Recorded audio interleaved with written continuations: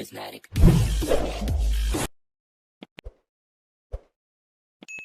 Habari za wakati huu mtazamaji wa Maira Online TV, ni mimi Tumaini Sekadodo. Leo tunaangazia mjadala ulioibuka na kuwashangaza mashabiki wengi wa soka nchini kuhusu mchezaji Libes Gueye wa klabu ya Simba kuonekana akiwa amevaa shanga kiunoni.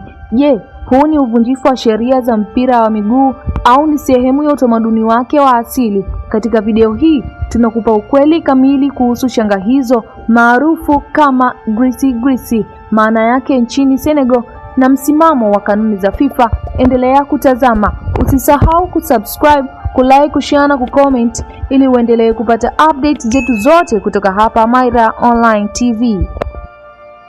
Nchini Senegal, uvaaji wa shanga kiunoni kwa wanaume si jambo geni wala la kushangaza. Kwao ni sehemu ya utamaduni na imani za asili zilizoasisiwa na kulithishwa kutoka kwa mababu. Kwa mchezaji kama Libes Gueye aliyekulia katika ardhi ya Lion of Teranga, shanga hizi zinafahamika kama grisi hubeba maana kubwa kuliko urembo wa kawaida. Kwa mujibu wa imani za jamii nyingi za Afrika Magharibi, grisi huaminika kumpa mchezaji ujasiri, kinga dhidi ya husda pamoja na ulinzi dhidi ya majeraha akiwa ndani ya uwanja. Ndio maana wachezaji wengi kutoka eneo hilo huendelea kubeba utambulisho huu wa kitamaduni hata wanapocheza soka katika ligi kubwa barani Ulaya na Afrika.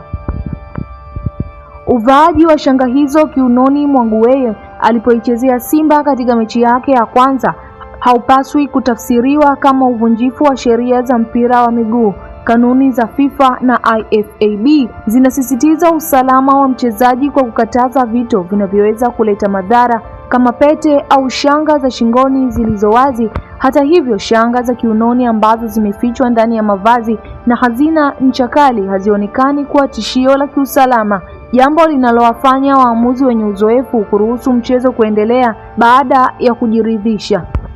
Ni muhimu kwa mashabiki wa soka nchini Tanzania kufahamu kuwa soka ni mchezo unaounganisha tamaduni tofauti kutoka pande zote za dunia. Badala ya kuibua mijadala kuhusu imani binafsi au mavazi ya asili ya mchezaji, nguvu kubwa inapaswa kuelekeza kwenye uwezo wake wa kiufundi na mchango wake katika timu.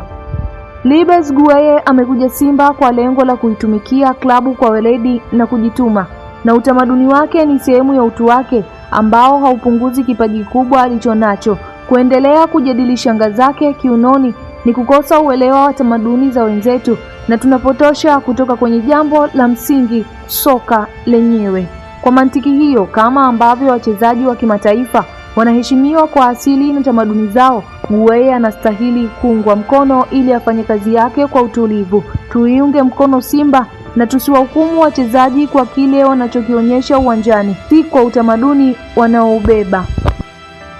Hivyo basi, ni wazi kuwa uvaaji wa shanga kiunoni mwa Libes Gueye si jambo la ajabu wala kinyume na sheria za mpira, bali ni sehemu ya utamaduni na imani za asili kutoka Afrika Magharibi. Soka ni mchezo wa tamaduni tofauti, na kilicho muhimu zaidi ni mchango wa mchezaji ndani ya uwanja, si imani au mavazi yake ya asili.